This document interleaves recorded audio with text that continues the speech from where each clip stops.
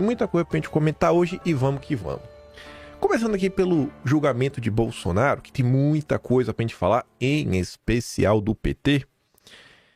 Escuta isso aqui.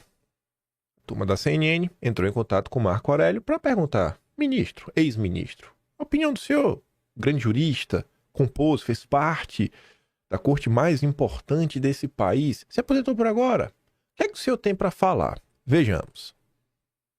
Em entrevista à CNN, o ministro aposentado do Supremo Tribunal Federal, Marco Aurélio Mello, afirmou que causa perplexidade a ele o fato de o STF julgar pessoas que não possuem prerrogativa de foro, como os envolvidos nos atos do dia 8 de janeiro de 2023 e ex-presidentes da República, como Jair Bolsonaro. Segundo Marco Aurélio, casos como esse deixam a população sem entender.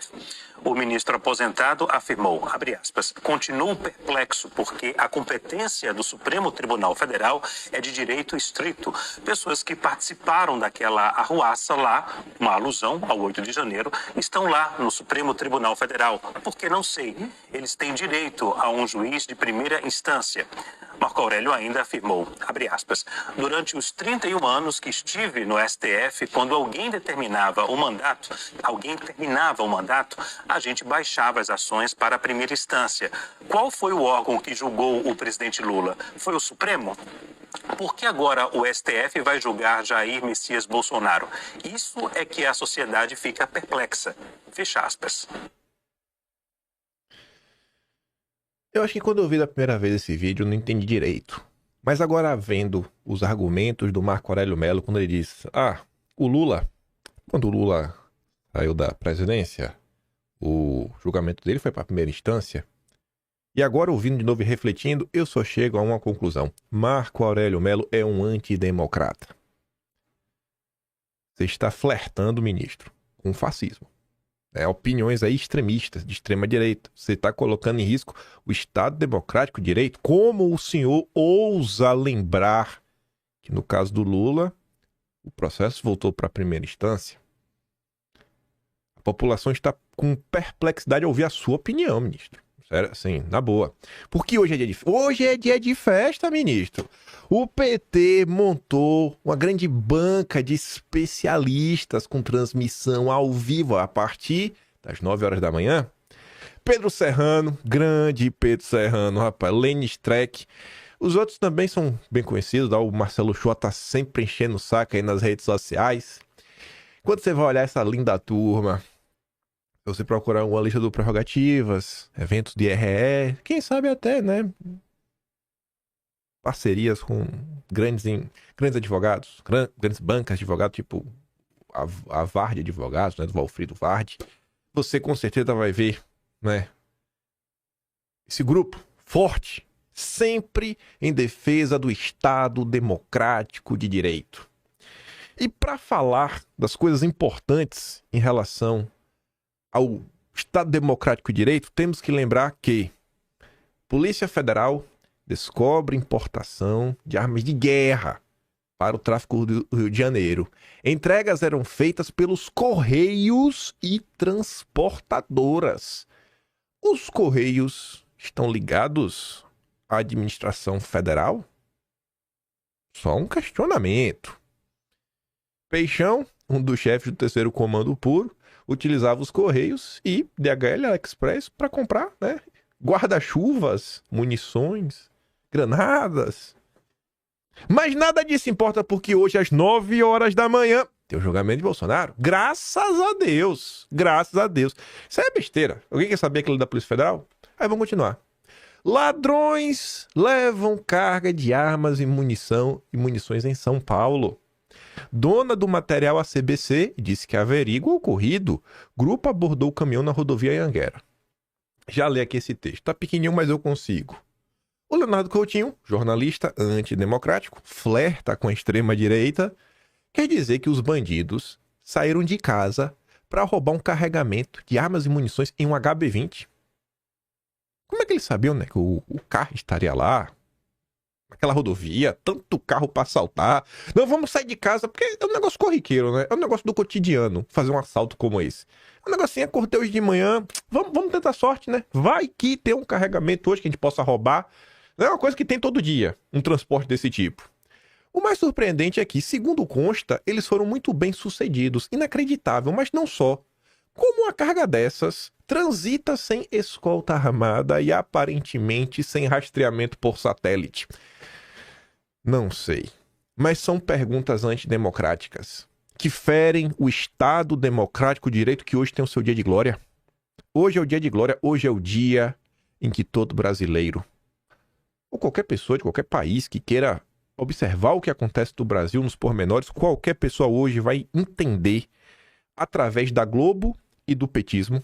Ao observar a Globo e o petismo, qualquer cidadão do mundo que queira entender, ele vai conseguir compreender o que acontecia há 2000 anos atrás, quando a turba enfurecida, tomada pelo ódio, de um lado viu Pilatos lavar as mãos e o povo escolher Barrabás. Vocês vão entender. Você fala, cara, mas como é que eles escolheram Barrabás? Hoje o PT e a Globo vão te explicar. Mas você vê, ó, o motorista de um caminhão que transportava ferramentas e munições da CBC foi abordado por criminosos na rodovia Anhanguera, na zona norte de São Paulo, por volta das 6 horas da tarde, e teve a carga roubada pelo grupo. O material levado tinha como destino a cidade de Jundiaí, no interior de São Paulo. O condutor, um homem de 63 anos, disse para policiais militares rodoviários que seguia pela via quando, na altura do quilômetro 20, um HB20 preto encostou ao lado do seu caminhão. Perdeu o Playboy. Os criminosos teriam se aproveitado de um congestionamento, segundo o motorista. O homem então teria aberto a porta do passageiro, entrado na cabine, seguido por um cúmplice. Ambos estariam com ferramentas nas mãos. A dupla então fez o motorista dirigir o caminhão até uma estrada de terra, em uma área chamada Sítio da Glória. Parte da carga foi transferida para o HB20 e para um Citroën C3. A ação teria demorado menos de 10 minutos. Nem a polícia, nem a empresa detalharam a quantidade de objetos levados e quais os tipos de ferramentas. Os criminosos fugiram no HB20 preto, depois encontrado abandonado na favela Santa Rita, e um Honda Civic prata. Procurado, o CBC diz ter recebido da transportadora o aviso de que um alarme foi disparado em um dos caminhões e que teria acionado a polícia. Mas nada disso importa, porque hoje, 9 horas da manhã, é o dia de compreender Barrabás. Hoje vai entender como você consegue moldar a opinião pública para escolher Barrabás. Nada mais importa. Hoje é o dia da festa democrática. Globo, PT juntos, ao vivaço, o julgamento superdemocrático de Bolsonaro. Mas se você é antidemocrata, saiba também que PCC corrompeu agentes da Receita em portos e aeroportos, diz a Polícia Federal. Só notícia fresquinha. Ontem. Notícia de ontem. Trocas de mensagens indicam que célula da facção criminosa contava com apoio de agentes públicos para enviar cocaína à Europa. Ela vai à Amazônia Azul. É porque os agentes sérios estão fazendo a série aeroporto, área restrita, para ver se o passageiro ultrapassou em R$50 o limite de cota ou se é celular pessoal ou não, né? A turma tá as preocupações no Brasil, mas nada disso importa, porque hoje, 9 horas da manhã, é o dia da festa da democracia. 9 da manhã, PT Globos unidos para te mostrar como é que se escolheram Barrabás. Mas vamos voltar. Estadão. Sou juíza há 34 anos. Nunca vi uma insegurança pública como a de hoje. Entrevista longa, não vou entrar nos pormenores. Mas sua juíza tem 34 anos, parece que não aprendeu nada, me perdoe. Ela ousou discordar do ministro Ricardo Lewandowski, que com certeza é muito mais inteligente do que era, porque já foi ministro do Supremo. Então não tem como ela ser superior a ele. E ela ousa discordar dele da fala, né? Ela discorda completamente da ideia de que a polícia prende mal e o judiciário é obrigado a soltar. Quem ela pensa que ela é para discordar do ministro Lewandowski? Também não faz nenhuma importância, porque hoje, 9 horas da manhã, é o dia da democracia. PT Globos unidos para te explicar como as pessoas escolheram Barrabás. Com a participação de grandes especialistas. Prerrogativas em peso vai estar fazendo aí a cobertura, as melhores análises do dia. Mas vamos voltar.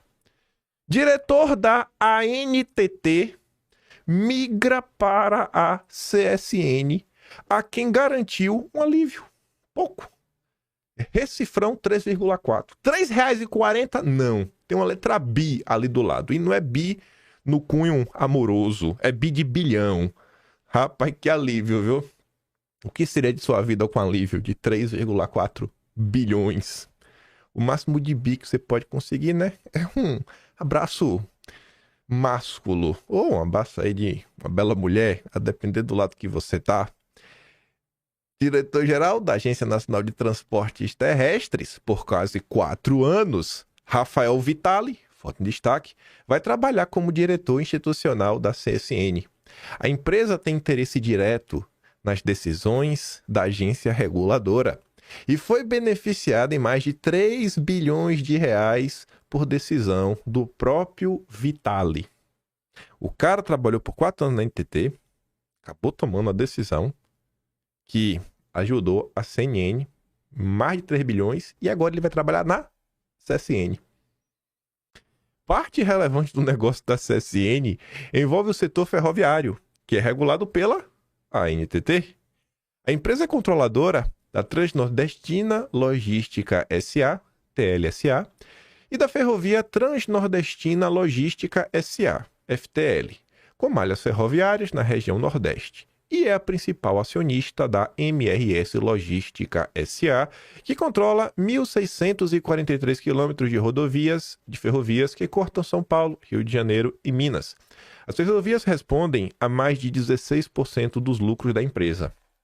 Enquanto diretor-geral da NTT, Vitali participou ativamente da costura de um acordo, no 2022, garantiu à CSN uma economia de 3,4 bilhões em valores de abril de 2021. O então superintendente de transporte ferroviário da agência, Ismael Trinks, também participou das tratativas. Assim como Vitali, ele deixou a NTT e migrou para a CSN de forma imediata em abril de 2024. O alívio bilionário em favor da CSN foi possível graças à exclusão, chancelada pela NTT, de um trecho de 522 quilômetros do traçado originalmente construído pela União até LSA para a Ferrovia Transnordestina. Esse trecho todo ele no território de Pernambuco, conectaria Salgueiro a Porto de Saúpe. A CSN considerou naquele momento que a construção e operação posterior desse trecho seria economicamente inviável. O traçado representava pouco mais de 30% do valor de implementação da nova Transnordestina. É Vitali quem assina o termo aditivo ao contrato de concessão, eliminando a obrigação da TLSA de construir o trecho e limitando a Transnordestina à conexão entre Piauí e o Ceará até Porto de Pecém, vizinho a Fortaleza. O acordo também conta com as assinaturas de Marcelo Cunha Ribeiro, diretor executivo da CSN, que é interveniente do termo aditivo, e Ismael Trinks, que figura como testemunha, e que o Trinks foi também para trabalhar na CSN. Vitali também teve participação direta em um outro acordo relevante envolvendo a MRS Logística, outra empresa do grupo CSN. A concessão da MRS na região Sudeste foi obtida em 1996 com prazo de 30 anos, portanto, a concessão caducará em 2026. Aí, em 28 de julho de 2022, a NTT, com Rafael Vitali, assinou um acordo com a MRS, garantindo a renovação antecipada. Aí, os caras saíram da NTT e foram trabalhar na CNN. O que é meio estranho. Quem é que lida com essas questões? Em geral, a Comissão de Ética Pública, a CEP, da Presidência da República, que hoje, dos 7 nomes, 6 foram indicados pelo Lula. As contratações de Vitali e Trinks pela CSN foram validadas pela Comissão de Ética Pública da Presidência da República. Apesar do interesse direto da companhia sobre a NTT, o órgão colegiado dispensou ambos de cumprir quarentena de 6 meses, aplicada em casos em que se identificam potencial conflito de interesses. A CEP, Comissão de Ética da Presidência, Comissão de Ética Pública da Presidência da República, com a maioria de lulistas, né? Tá aqui, ó. A CEP Vitali afirmou que pretende assumir o cargo de diretor institucional. Aqui são palavras do jornalista Tássio Lourenço equipe. Leia-se lobista. Eu não gosto dessa palavra. Essa palavra é feia. É relações institucionais da CSN, atuando na relação com clientes, fornecedores e agentes públicos. O cara que estava na máquina, na NTT, vai para a CSN ser diretor institucional para lidar com a máquina. E a Comissão de Ética Pública da Presidência da República, com maioria lulista, achou de boa. Vitale alegou à comissão de ética que não teve acesso a informações privilegiadas na NTT e que a atividade da CSN é siderurgia e mineração, minimizando a atuação direta da companhia na área logística. O ex-diretor da NTT alegou ainda que a geração de lucro e dividendos da CSN está em setor diverso às atribuições desempenhadas por Vitale na agência, o que não é verdade. Conforme o último balanço da companhia, o setor de logística responde por 8,1% das receitas líquidas do grupo. O setor ferroviário equivale a 89% dessa faixa. A participação do setor é a mais forte nos lucros. As ferrovias, aí da turma da CSN, respondem por 16,8% do EBITDA ajustado do grupo CSN. E o EBITDA é o quê? É o índice que mostra o lucro líquido de uma empresa, adicionando juros, impostos, depreciação e amortizações. Depois que você vê, realmente tira lá tudo, lucro mesmo, para valer, quase 17%, graças às ferrovias. E recebeu uma baita ajuda do Vitale do Trinks. Não é o Trunks, não, do Dragon Ball, é o Trinks. E não, mas ele falou para a Comissão de Ética Pública que estava de boa. O ex-diretor da NTT disse ainda que não manteve relação relevante com a CSN. No entanto, Vitale participou de ao menos 20 reuniões com representantes da MRS Logística, já com a Transnordestina Logística foram 32 agendas. Empresas que é a CSN, né? Também. Meio dono. Ao liberar Vitale de cumprir quarentena de 6 meses, o conselheiro relator Edivaldo Nilo de Almeida citou o próprio caso do Trinks como precedente para justificar a decisão de liberar o Vitale. O ex-superintendente da NTT foi liberado a trabalhar na CSN em maio do ano passado, conforme revelou o jornalista Thales Alcântara. Mas nada disso importa, porque hoje, 9 horas da manhã, o PT e a Globo vão te ensinar o que é democracia. O julgamento, onde você vai entender por que o povo escolheu Barrabás. Não se preocupe, a Globo está aí, ao lado do PT, os melhores especialistas da área. Hoje é dia de festa no Brasil. Se você não está feliz, é porque você é antidemocrático. É porque você acha que é uma mulher que pegou lá o batom, ela não pode fazer parte de um golpe de Estado e 14 anos de prisão está muito além da conta. Mas é a opinião de gente antidemocrática, que não sabe das coisas. Mas voltando para o mundo real. Notícias inúteis. Mas não sei por que eu resolvi falar dessas notícias inúteis hoje. Tem julgamento, né? Hoje. Infelizmente, esse julgamento aqui não será ao vivo, até porque também não começou nenhum julgamento. Mas outra corte, dá para chamar de corte, né? Um Tribunal de Contas da União, pede ao governo Lula dados sobre contrato de 478,3 milhões para a COP30. Estamos falando aqui meio bilhão de reais. A gente falou há pouco de 3,4 bilhão de reais.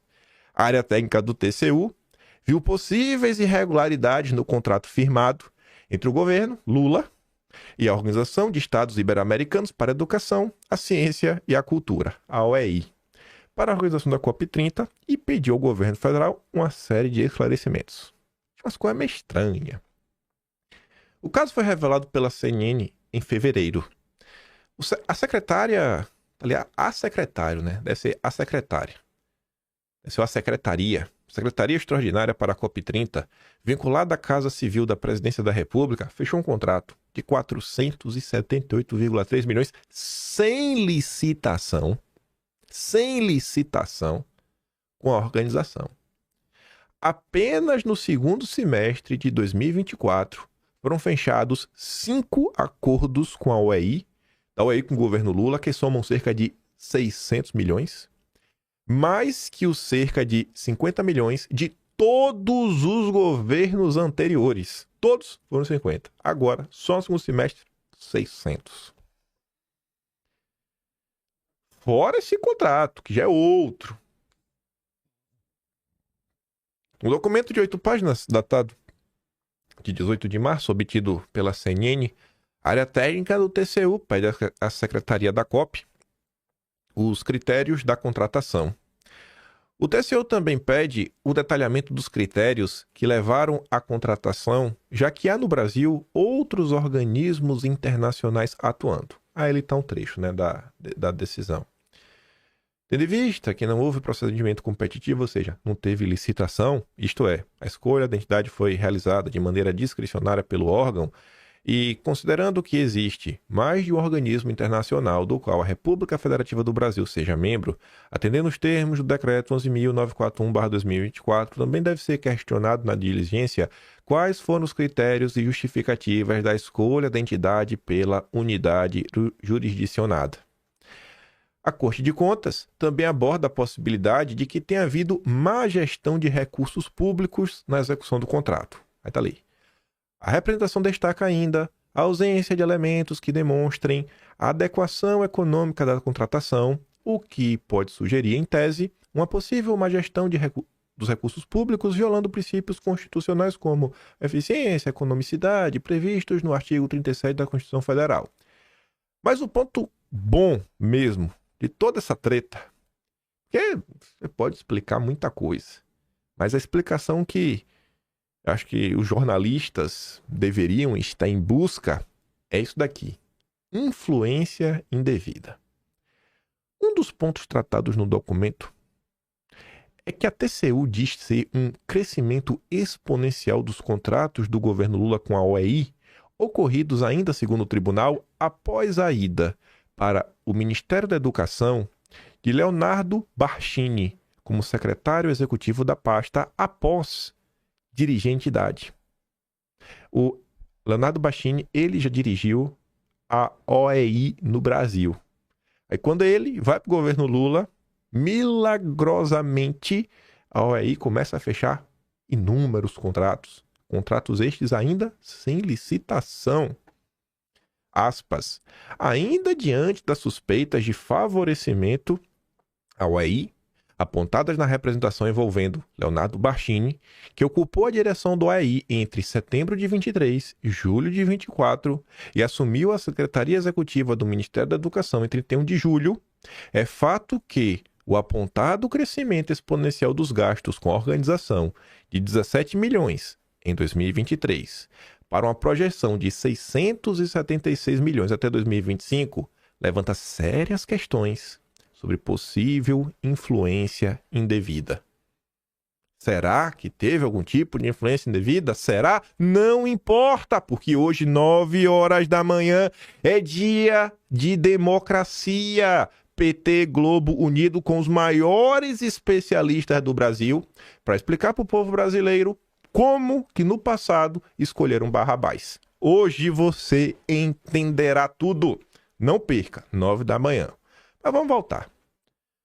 A gente acabou de falar da Comissão de Ética da Presidência, né? Nomeações, coisas esquisitas. Aí agora, vem lá o Estadão para falar assim, né? A CVM investiga ministros de Lula que ganharam cargos em conselho de empresa privada. Como assim, né?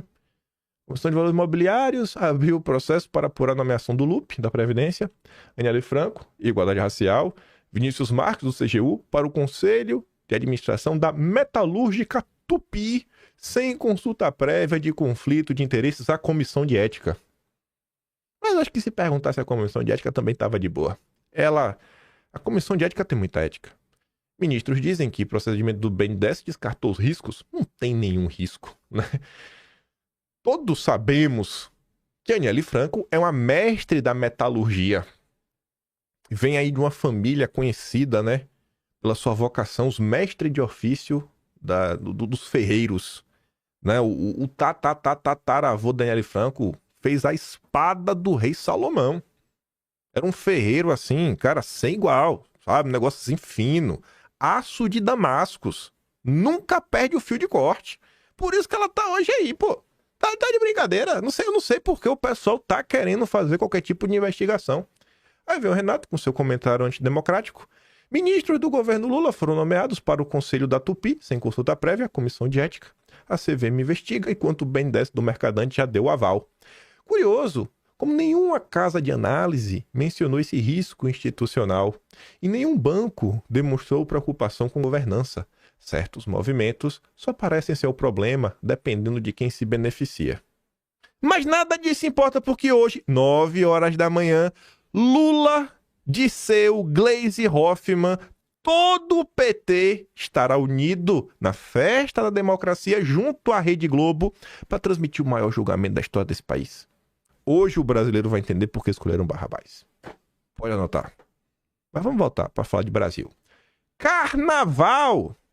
Margarete Menezes leva 640 mil reais em verba pública. Verba pública em shows. Ministra da Cultura leva verba pública por shows. Mas está errado? Não. Porque é tudo técnico. 100% técnico. As prefeituras de Salvador e de Fortaleza pagaram 640 mil para contratar a cantora Margarete Menezes, atual ministra da Cultura, no Carnaval de 2025. O valor equivale a mais de um ano do salário bruto da ministra. No total, ela realizou 7 shows entre 27 de fevereiro e 4 de março deste ano, nas capitais da Bahia do Ceará. Aí vai olhando os números, porque vai estar um número bem aberto no final das contas. Ela fez 7 shows, né? 3 foram financiados pelas prefeituras. 3 contaram com o apoio do governo baiano e um foi privado, tá? Então, peraí. Foram 7. O Metrópole está falando que ela recebeu 640 mil para cantar pelas prefeituras. Ou seja, de 7, só 3. E os outros 4? Recebeu quanto? Não sei. Show privado é show privado. O privado foi 1. Aí sobrou 3. E os 3 shows aí, com apoio do governo baiano? Quanto foi? Vamos ver. A gestão do governador Jerônimo e a assessoria da artista se recusaram a informar o valor repassado para contratá-la. Mas agora tá ruim. Eu queria saber quando foi esse show. Porque se foi pouco, o povo vai pras ruas em defesa da Margarete Menezes, que ela não merece cantar por menos do que ela recebeu já na mão da prefeitura, que eu já acho pouco dinheiro por 3 shows. 3 shows, 640 mil? Tá achando o quê? Não. Uso de verba pública estadual e municipal para contratar a ministra da Cultura contraria decisão da Comissão de Ética da Presidência da República publicada em março de 2023, quando o órgão colegiado entendeu que Margarete Menezes deveria se abster de receber remuneração, vantagens ou benefícios dos entes públicos de qualquer esfera de poder. Desde então, no entanto, a CEP, que hoje conta com 6 dos 7 conselheiros indicados pelo presidente Lula, mudou de entendimento. Mudou técnico, 100% técnico. Agora é o entendimento técnico. E é o entendimento Pokémon. Você já vai entender o porquê.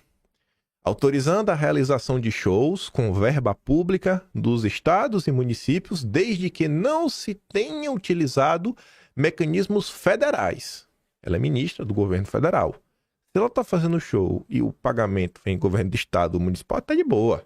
Desde que não seja da própria pasta dela. Como não pensamos nisso antes, né? Nenhuma prefeitura jamais, nenhum governo de estado jamais vai ajudar, né? Quem sabe um ministro de estado que pode, querendo ou não, né, ajudar de volta o governador, o prefeito. Isso não jamais vai acontecer. Os contratos foram firmados pelas prefeituras por inexigibilidade, ou seja, sem licitação. Mas eu adoro isso. É o PT. Mas eu te falo... Calma, ainda tem mais. Antes de explicar essa decisão técnica. A decisão Pokémon. A Prefeitura de Salvador, por meio da empresa Salvador Turismo, a Saltur, contratou a cantora por 290 mil. Fez 2 shows. Também em Salvador, Margarete Menezes cantou no bloco Os Mascarados, em 27 de fevereiro, no Trio da Cultura, em 1º de março, e no show do Oscar do Carnapelô, em 2 de março. Em todos esses eventos, há referências de apoio financeiro do governo da Bahia, mas nem o executivo estadual, nem a assessoria da cantora informaram os valores de contratação. Margarete Menezes encerrou a turnê de carnaval em Fortaleza. A prefeitura local contratou o artista por 350 mil reais, sendo que 150 mil foi cachê, 34 mil empresária, 33 equipe técnica, cachê de músicos, 80 mil passagens, hospedagem, alimentação e 52 mil a impostos. Aí pra gente entender, antes de entender, temos que lembrar de novo. Hoje, 9 horas da manhã, PT, Globo, unidos pela festa da democracia. Né? Você tá aqui mostrando algumas coisas que estão acontecendo no Brasil que, para você entender, por que esses assuntos aqui não ganham destaque? Porque isso aqui é inútil. O importante é isso aqui, ó. É o evento do ano. É o show da democracia. É o show da democracia. Mas vamos entender a decisão Pokémon. Comissão de Ética ignorou precedente ao liberar Margarete para shows. A Comissão de Ética Pública da Presidência da República contrariou o precedente do próprio órgão colegiado ao liberar a ministra da Cultura, Margarete Menezes, para realizar shows pagos com dinheiro público de municípios e estados. Um mês antes do carnaval deste ano, Margarete foi às pressas à Comissão de Ética Pública para esclarecer se poderia receber dinheiro público de entes municipais e estaduais. Contrariando a decisão anterior de janeiro de 2023, a CEP concluiu que sim, ela pode receber dinheiro público para realizar shows desde que a verba não seja federal. Aí tá ali. A Comissão de Ética Pública é atualmente formada por 7 pessoas, sendo que 6 delas, olha a mágica, 6 delas foram indicadas pelo Lula. Logo no início do governo, Lula destituiu, ou seja, removeu, demitiu, em atos sem precedentes, porque essas pessoas tinham mandato até 2025. Então, nunca antes na história desse país, o PT tem dessas, 3 membros do órgão que tinham mandato até 2025 e haviam sido indicados por Bolsonaro. Tinha 3 nomes que eram do Bolsonaro. E tem mais um ainda que tá aí, né? Que o Lula não colocou. Então tinham 4 a 3. Mas aí o Lula fez a mágica. A mágica do PT. Em janeiro de 2023, essas pessoas antidemocráticas que foram justamente demitidas, após assumir o cargo de ministra da Cultura, Margarete já foi lá, toque, bateu na porta. E aí? Posso cantar ou não? Margarete havia procurado a Comissão de Ética para saber se podia realizar shows privados ou pagos com dinheiro público que haviam sido fechados antes dela tomar posse no governo.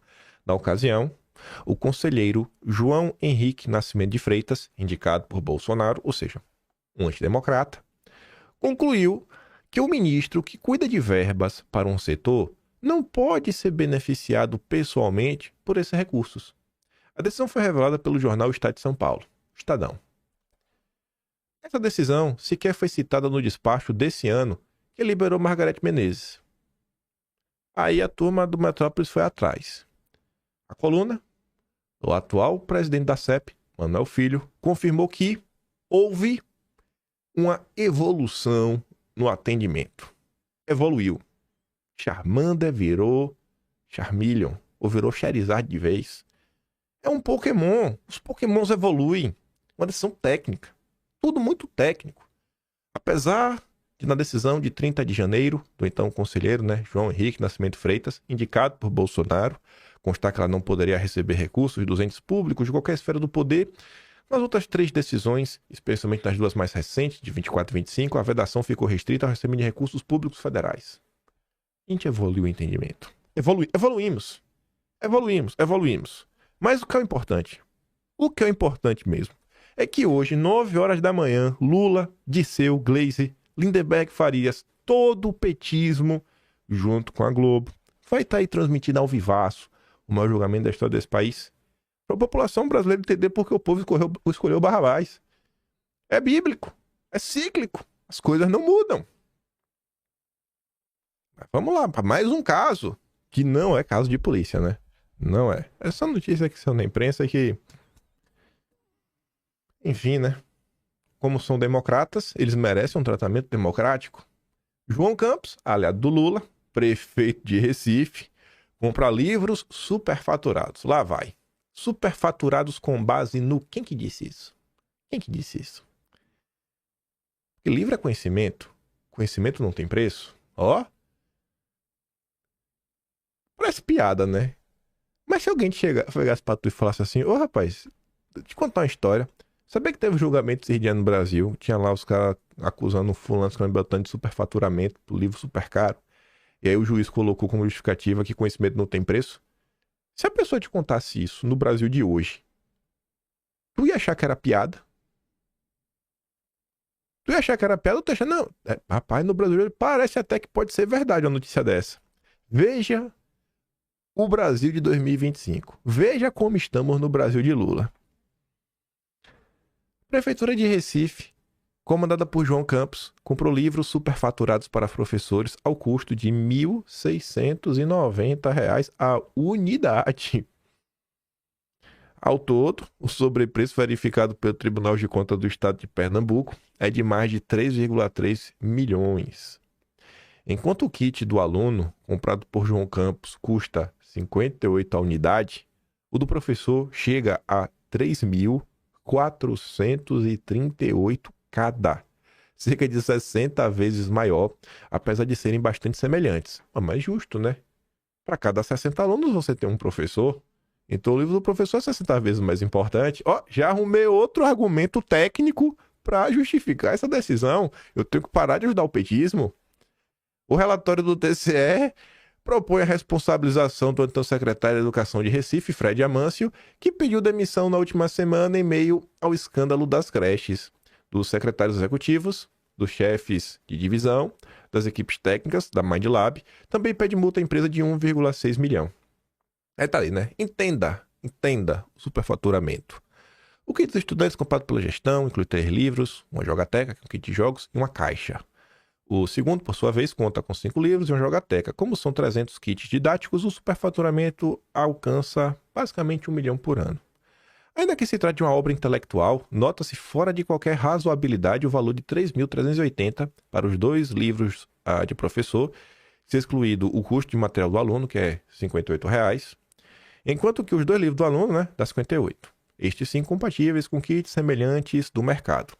Destaca-se que a eventual alegação de economia de escala não justificaria também discrepância dos referidos preços. Aí tá ali. Tu vê que é o mesmo kit, né? A diferença é que tem esses 2 a mais, né?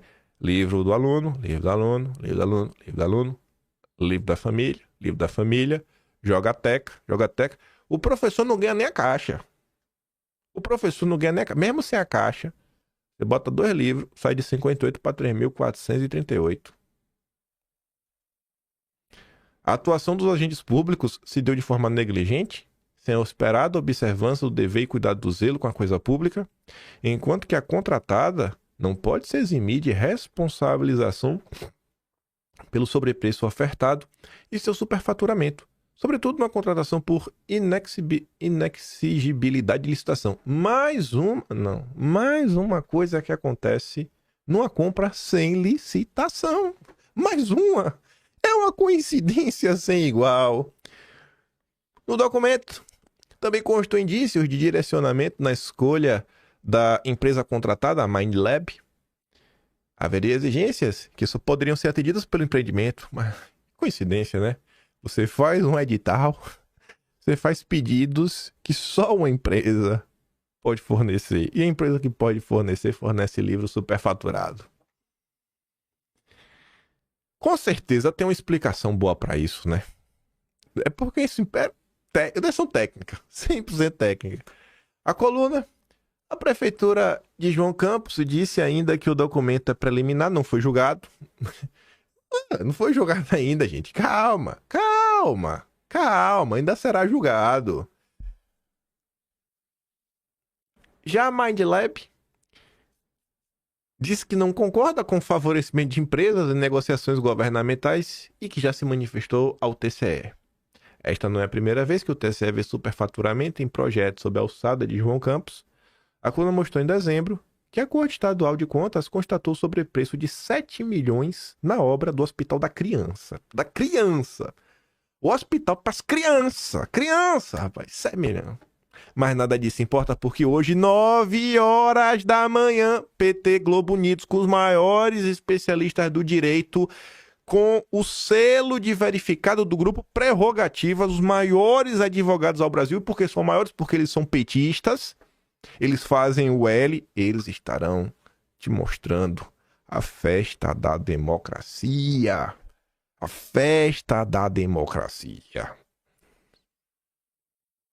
É um tapa na cara, né? Viver no Brasil. Viver no Brasil é tomar um tapa na cara. Você acorda de manhã não com despertador, mas com um tapa na sua cara.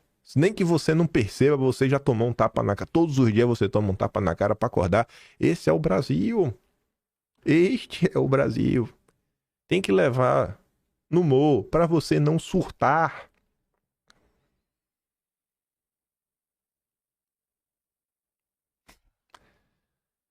É que agora, né? Você vai ser julgado por um crime que ele não cometeu. Da forma como tá acontecendo. Ah, velho. Eu nem lembrava que tinha isso aqui, né? Lula foi viajar.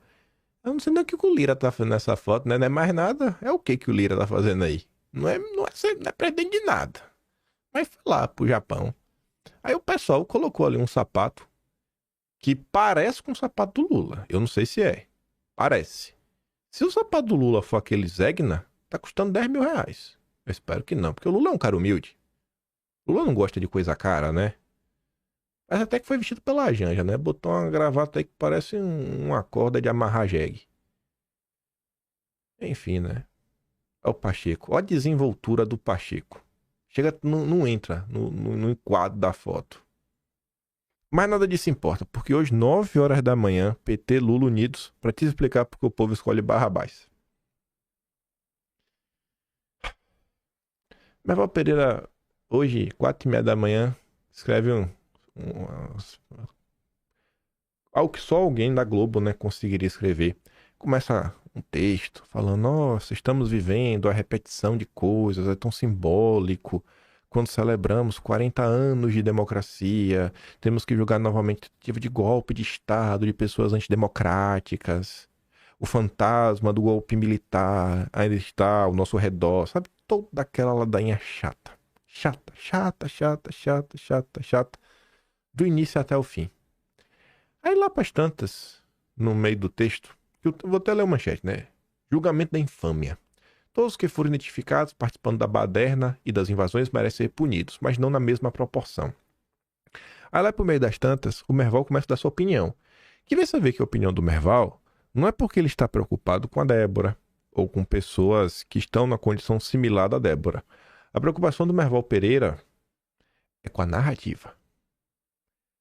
É uma pena que juízes ainda não tenham conseguido separar os inocentes úteis, levados a invadir os prédios das praças dos três poderes, naquele vandalismo horroroso, enquanto mentores e financiadores, que hoje começam a ser julgados no Supremo, permanecem soltos durante muito tempo.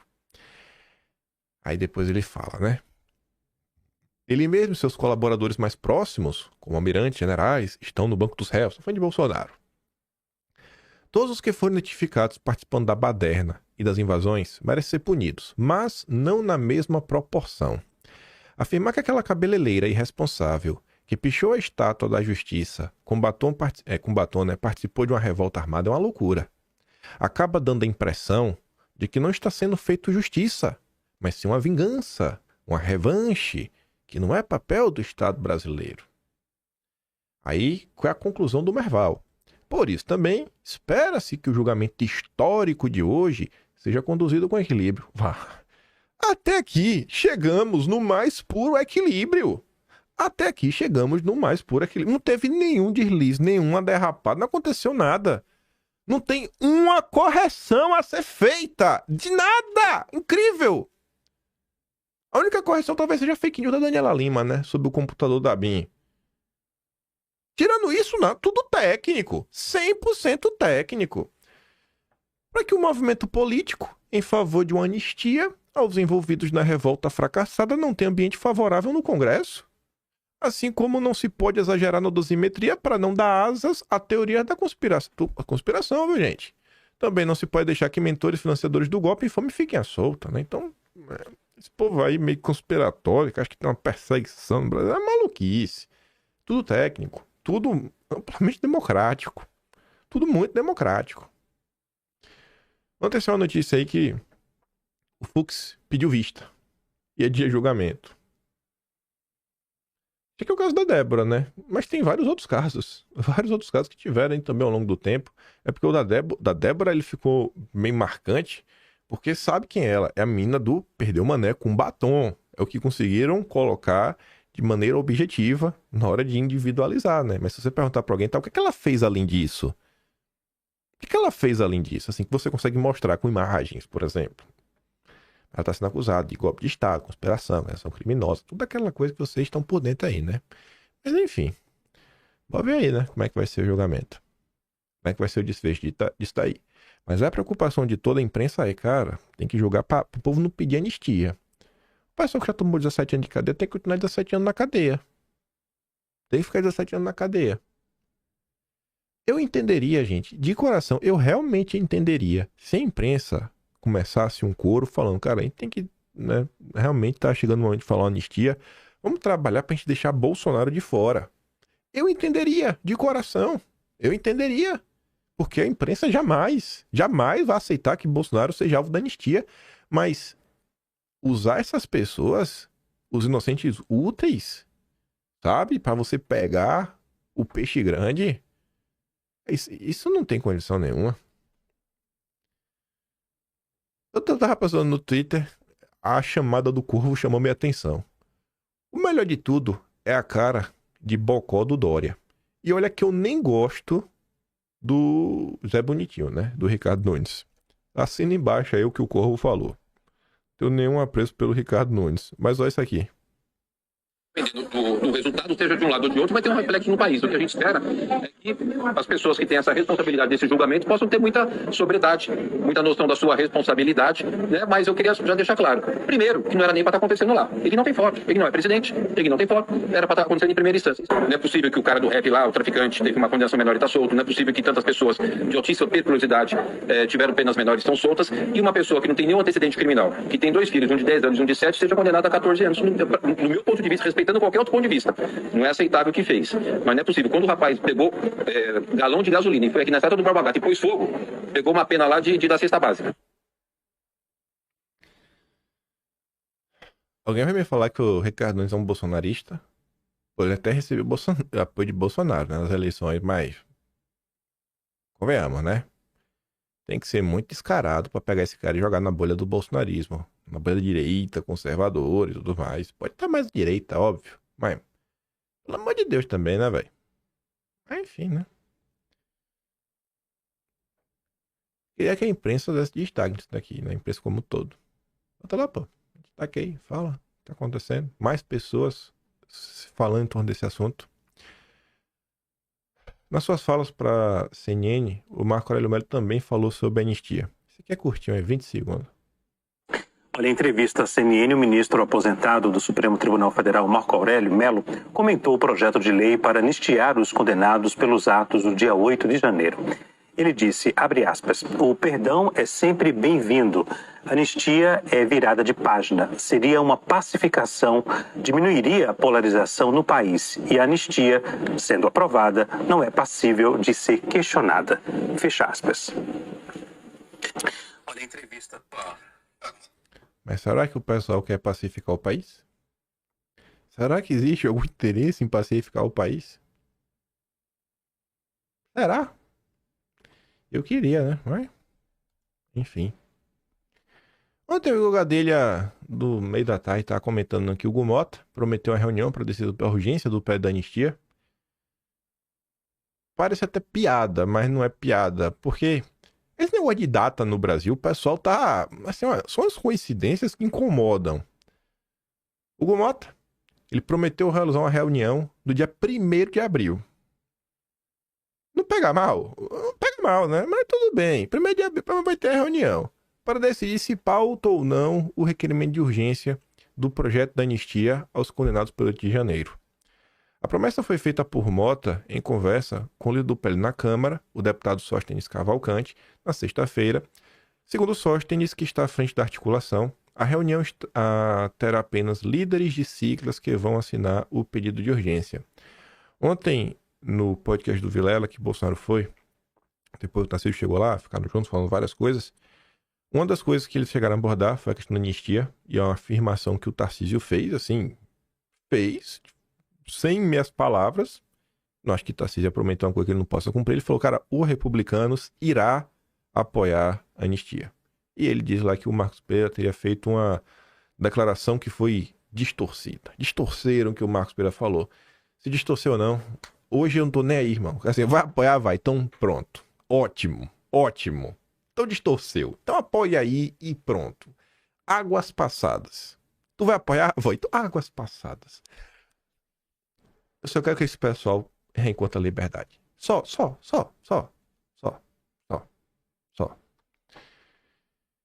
Enfim, né? Vamos lá pra segunda parte. E deixar aqui, né? Com essa notícia. Vou ler aqui a notícia primeiro, depois falei, depois comento minhas poucas impressões lá do Inteligência Limitada. Bolsonaro dispara. Carla Zambelli tirou meu mandato em 2022. Por que eu trouxe essa notícia aqui? Pra falar de Carla Zambelli? Pra reclamar da Carla Zambelli? Não, eu não vim pra reclamar de Carla Zambelli. Eu não vim. Vocês vão entender já já. Aí o Paulo Capelli dá destaque, né? Bolsonaro atribuiu sua derrota a Zambelli.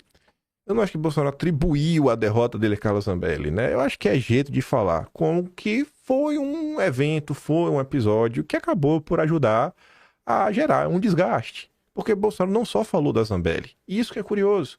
Bolsonaro falou da Zambelli, ele também falou do Roberto Jefferson. Mas beleza. Enfim. Aquela imagem, da forma que foi usada, a Zambelli, parecendo um cara lá, tem gente que falou, pô, Bolsonaro defende o armamento. Mesmo quem não votou no Lula, por conta da Zambelli, anulou o voto. A gente perdeu. Em São Paulo, a gente estava bem, Zambelli tirou o mandato da gente. Aí, tá ali, ó, ao lado de Bolsonaro, Tarcísio concordou. A gente estava com 20 pontos em São Paulo. Aí eu vou deixar aqui, antes de comentar essa coisa do Zambelli, que eu não quero comentar sobre a Zambelli. Não é esse o ponto. Não é esse o ponto. Vocês já vão entender. Bolsonaro foi ontem no Inteligência. E eu acho bom quando o Bolsonaro vai nesses locais onde o apresentador não é muito inteligente. Não tô chamando. Vou corrigir. Onde o apresentador não é uma pessoa muito politizada. O Vilela é um cara inteligente, mas não é um cara muito politizado. Não é o cara que conhece os pormenores da política, não faz a mínima ideia quantos deputados existem, quantos senadores existem, quantos deputados precisam aprovar uma PEC, o que é uma comissão especial, o que é um pedido de urgência. Não faz a menor ideia disso. Então é aquela conversa que se o cara está disposto a conversar, a ouvir, fazer perguntas, ele vai fazer perguntas que o cidadão comum, que não é politizado, faria. E teria interesse em ouvir. Bolsonaro tem uma coisa que... Ontem eu vi uma pessoa comentando que às vezes Bolsonaro ele começa a contar as histórias e às vezes ele não conta a história com assim, uma forma linear, que fica às vezes fácil de entender. E às vezes ele conta como se as pessoas meio que já tivessem um certo conhecimento do que está acontecendo. Nem sempre é assim. Tem muita coisa que ele vai, que ele traz um contexto para o cara entender. Então, às vezes não tem essa contextualização. Quando o Bolsonaro vai em um programa da direita em especial, como a maior parte da audiência já está mais focada na coisa, isso daí vai. E os próprios apresentadores nas perguntas normalmente deixam a coisa aí porque ninguém quer a explicação básica, porque todo mundo que já sabe a explicação básica. Já quando o Bolsonaro vai nesses locais, tanto como você assistir a entrevista do Flow, a entrevista do Vilela, que eu ainda acho que foram melhores do que a do Léo Dias, as perguntas. O Léo Dias fez perguntas pessoal, umas coisas assim diferentes, deu uma humanizada na imagem de Bolsonaro, foi tão desgastado nos últimos anos. Mas essas duas entrevistas, como os caras perguntam, pô, mas não entendi isso. Então, Bolsonaro tem a oportunidade de voltar, de falar, explicar com calma. Enfim, rolaram vários recortes. Só falou de um monte de coisa, falou do caso do Felipe Martins. Uma coisa que chamou minha atenção, com tudo que está acontecendo no Brasil nesse presente momento, o Vilela que começa a perguntar, né?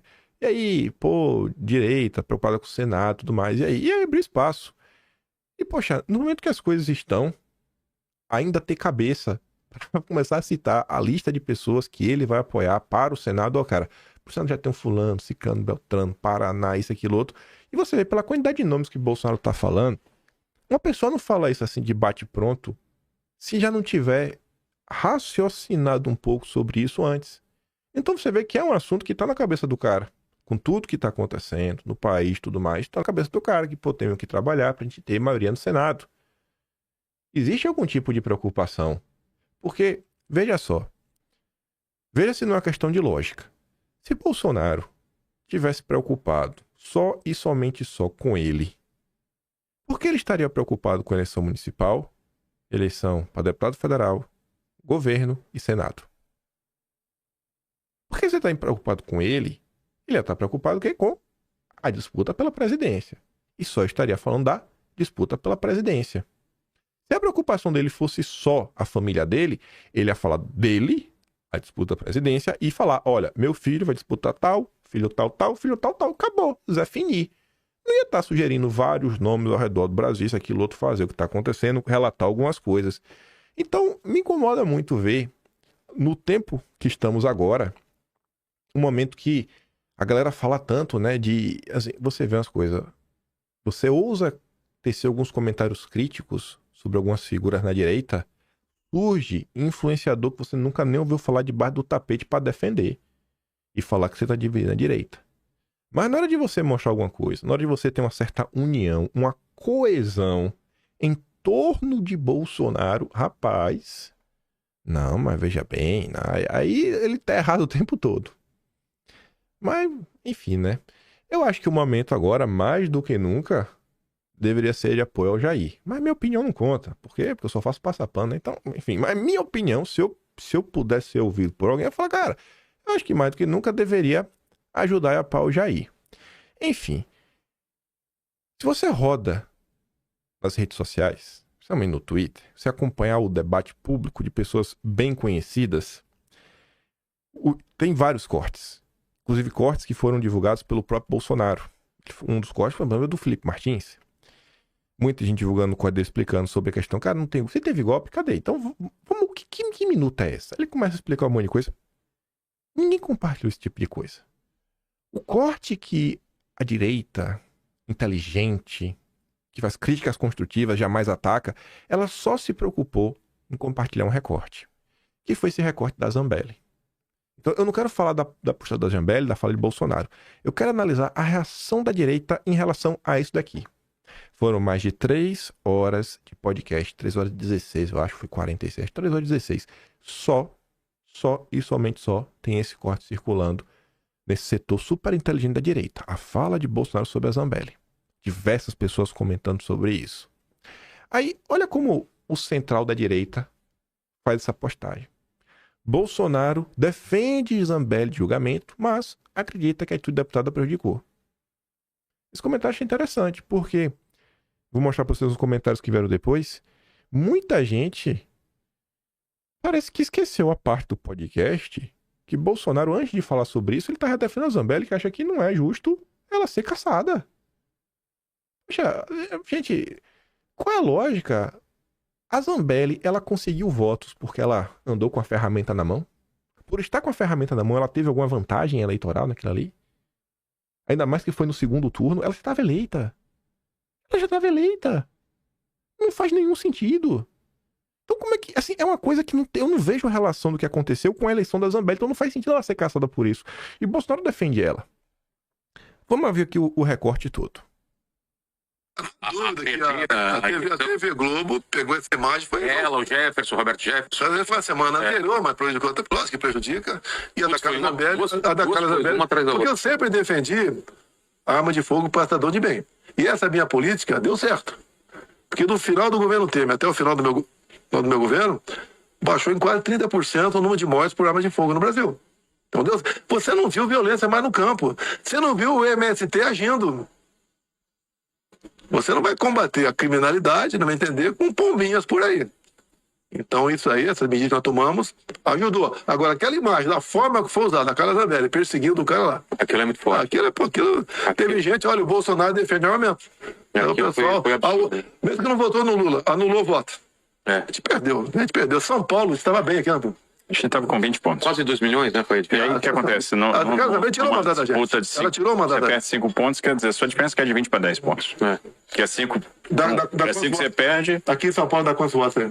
Você ia dar 1 milhão de votos para cá. 1 milhão de votos para o Brasil todo. Entendi. Então, assim, é um evento, dentro de tantos outros. Aí escuta isso aqui. Pimpolho. Pimpolho do Novo Testamento é um cara diferente. Não chama o Jair de Frouxonaro. Tô indo dormir, rapaziada. Mas eu assisti inúmeras vezes o começo da parte que Bolsonaro menciona a Zambelli e vocês estão postando só o corte pra lascar com ele. Bolsonaro defende ela da cassação. dizendo se fosse uma esquerda, não teria toda a repercussão da época. Ele menciona também Roberto Jefferson. Mas a direita esqueceu tudo isso, né? Fica muito claro que aquilo que ele falou no podcast, ele já falou para a própria Zambelli. Pois é evidente que o núcleo de ferro é ele, Tarcísio e o próprio a Informa que perderam em torno de 1 milhão de votos com a polêmica, pois a Globo bateu firme. Aí eu passando no Twitter, e eu gosto de coisa assim. Eu gosto. Não tem nem como fazer piada. Eu gosto de coisa assim. Eu gosto da galera que pega o print, sai pra esfregar na cara, né? Assim, fala e prova. O João, ele bota um print do dia 29 de outubro de 2022. Dia da confusão da Zambelli. Esse aqui foi o senso comum da época dos caras. Agora que Bolsonaro repete isso, tá jogando a culpa. Aí quando você mostra, toma bloco. Frouxonarista, nem a gente, tá reclamando dos frouxonaristas, que foi chamar o Bolsonaro de frouxo. Aí, gente, se você vai lá no Twitter e digita lá, né? Zambelli elegeu Lula do dia 28 ao dia 30, olha lá. Olha os comentários da época. Zambelli elegeu Lula. Você arriscaria um resultado, Gustavo? Acho que a desvarada da Zambelli elegeu Lula. Zambelli elegeu Lula. Obrigado, Zambelli. Elegeu Lula. Zambelli elegeu Lula. E vamos eleger o Haddad também. Zambelli elegeu Lula. Você troca elegeu por eleger, Carla Zambelli acaba de colocar o último prego do caixão de Bolsonaro. Não há dúvida, precisamos eleger Lula. Ironia do destino, Carla Zambelli coloca pá de cal no Geno. Fez mais que muitos petistas para eleger o Lula. Carla Zambelli acaba de eleger Lula, mas também acaba de promover informalmente um conflito civil. Carla Zambelli, doida, né, emocionalmente, blá, blá, blá. Parabéns, Bolsonaro e seus apoiadores, vocês acabam de eleger o Lula. Carla Zambelli acabou de eleger o Lula, obrigado. Zambelli acaba de eleger o Lula, parabéns. Zambelli ajudando o Lula a se eleger. Zambelli comunista. Carla Zambelli, como sempre, vai eleger o Lula. Parabéns aos envolvidos. É o que eu quero comentar com isso. Hoje começa o julgamento de Bolsonaro. Dia 25, deixa eu ver aqui.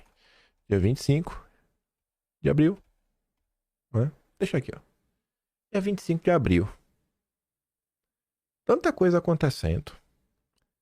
Será que na hora dessa turma aí, que fala tanto na união da direita, que fica acusando os outros de perseguir, enquanto são eles que estão perseguindo, são eles que estão de maledicência e muitas outras coisas, até quando, velho, vocês vão levar esse tipo de comportamento? Toda entrevista que Bolsonaro dá, vocês agora ficam torcendo para fracassar. Vocês torcem para não dar audiência. Sempre esperando uma oportunidade para colocar. E aí? Será que não vão precisar dos intergalácticos? Era o tempo todo isso. Onde que vocês querem levar o Brasil? Para onde vocês querem levar o Brasil? O Bolsonaro está comentando aqui, ainda que você discorde dele, na época, diversas pessoas atribuíram a ação da Zambelli à derrota de Bolsonaro. Como os tweets da época mostram. Diversas pessoas pelo Brasil tiveram a mesma percepção que isso atrapalhou. Vocês vão querer falar que isso não atrapalhou? Né? Pelo amor de Deus. Pelo amor de Deus. Enfim, né? Falei também aí. Né? Prioridades. Cada um com a sua. Cada um com a sua. Cada um com a sua prioridade. Só não se esqueça que hoje 9 da manhã tá lá, né? PT Globo ao vivo. Com toda a turma dos maiores especialistas do direito do país. Vários com selo de verificado do Prerrogativas. Pra te falar o que tá acontecendo. E os rumos dessa nação. Enfim, né?